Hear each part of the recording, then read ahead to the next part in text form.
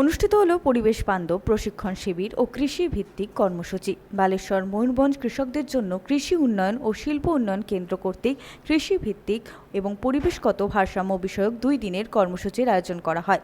রবিবার বালেশ্বরের একটি বেসরকারি হোটেলে এই কর্মসূচি অনুষ্ঠিত হয়।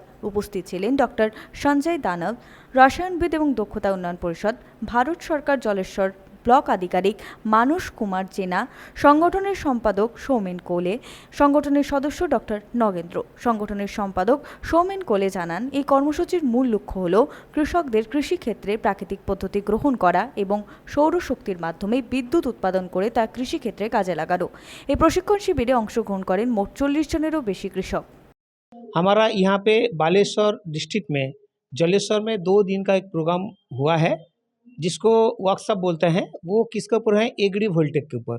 मतलब किसान लोग उसका खेती में जो फसल उपजाता है उसके साथ साथ उसमें सोलार लगा के ग्रीन एनर्जी के माध्यम से भी वो विद्युत उत्पादन करेगा।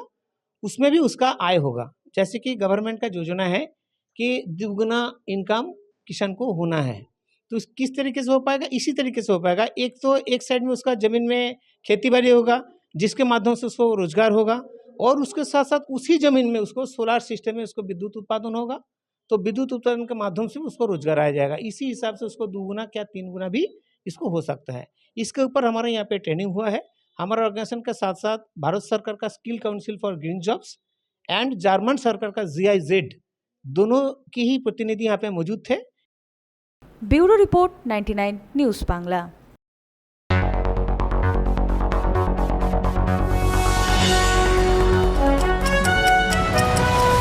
আপনারা দেখছেন 99 নিউজ বাংলা। বদলাবো আমরা।